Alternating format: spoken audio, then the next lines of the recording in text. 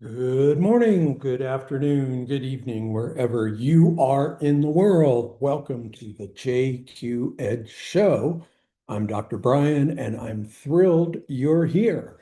And today, Monday, and this week, we're going to focus on business and leadership and fit it into how you can, moment by moment, create culture change in your organization. And so I'd like to start off with where I began. Early in my career, I left a psychology practice and went to prison. Now, let me be clear, I went to prison as a psychologist, and there was always a big rift between what is mental health doing in a prison situation with healthcare and inmates and correctional officers. So it's different styles of leadership for different parts of the organization. And I'm sure many of you have been to places where when you walk in, you can feel the tension or frustration, or if it's a great organization, you can feel the culture of welcoming and help, and we want to provide our services for you. So, quick story. So, what is the role of mental health in a prison system? Well, the first prison that I worked at was absolutely locked in a culture battle. So, my first challenge, I was a supervisor, supervising 40 different therapists, and we had inpatient, outpatient, and send them to another facility. The culture change that I wanted to focus on is not hope. It's clarity, direction, and trust. Clarity, direction, and trust. So I'm sure you've all heard in business vision, mission, goals. Mission is, why does the whole organization exist? And a question for you is, in your current workplace, and even if you're self-employed, you're a one-person show, two-person show, or 100-person show, why does your organization exist? Why are you doing what you're doing? That's the mission. And then vision can be broken down into different departments. So for the prison system I was in, we were there because an inmate, frankly, won a lawsuit. And so officers were not thrilled with our mission, helping inmates do whatever we were going to do with them in mental health. So culture change begins both directions, top down, bottom up. So I met with the chief of mental health and made sure that we were all on the same page. What does the chief want? How do they want us to interact with correctional officers? How do we change the culture of they don't want us here? So sometimes we hope things will change. I hope you can see or quantify hope, yet hope is never permanent. And so hope is something you need to take to the next level. So hope is passive, it's a wish. It says, I hope the culture gets better. I hope leadership does something, and I hope things settle down. And hope is not something you want to rely on. So joy intelligence teaches you the difference. It's a way to get clarity on what you want. Now, before in a business, what you want, we need to make sure we're in alignment. So remember the last few weeks, we've been talking about one moment in time each day. You can take 5 separate minutes to do a chair of joy and focus on sit, breathe, think, feel, and communicate with clarity. What do you want? So when you move from hope to I expect it, you're moving towards something. When it's done, You trust that it's in motion so that you can keep it going consistently over and over and over. So, purpose, what do you want? So, I talked to my supervisor, chief of mental health, and said, I want mental health to be in alignment with correctional officers. And I believe that the first thing we could do is get officers and mental health on the same page. How can we make the job of officers easier? So think about your organization right now and your team. Is there a step-by-step process to implement something new? Are you clear on the mission and vision? Why does your organization exist and what is your team doing? So the challenge we had, or I had, was very interesting in mental health. We all like to be independent agents. So no, you've got to fit into a team, and that team has to fit into what does the whole department want to accomplish.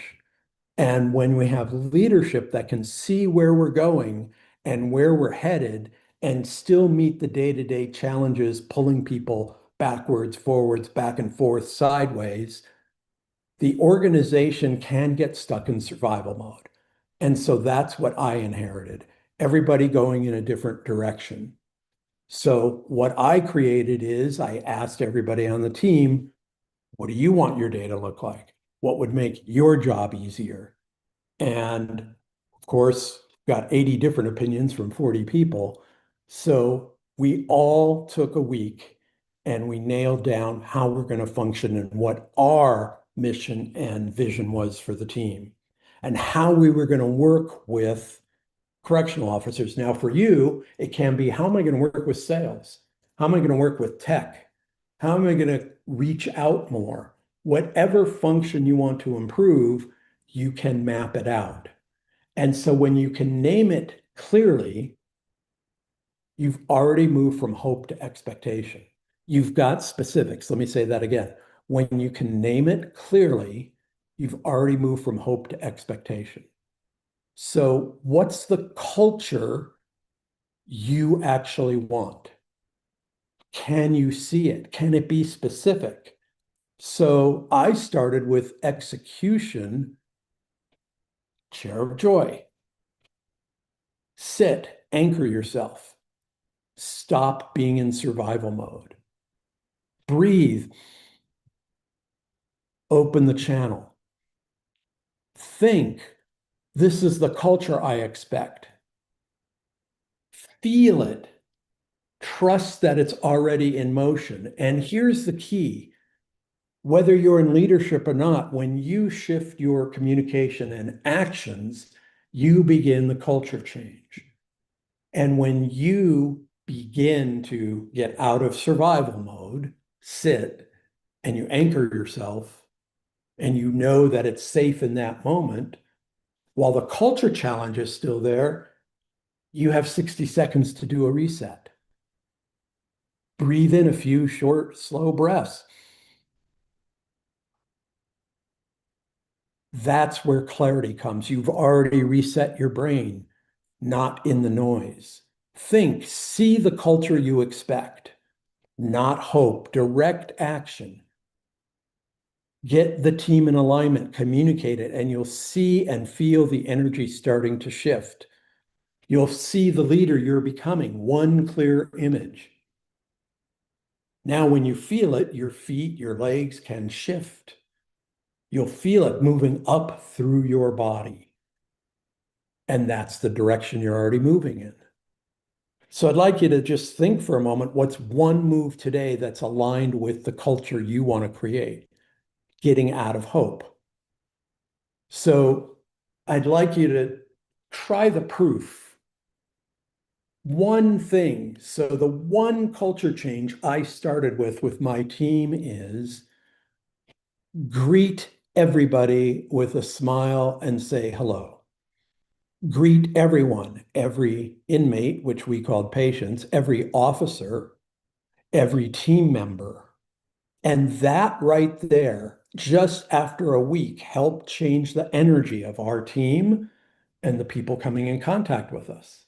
because the previous culture was everybody's looking at the ground, everybody's frustrated, nobody's aligned.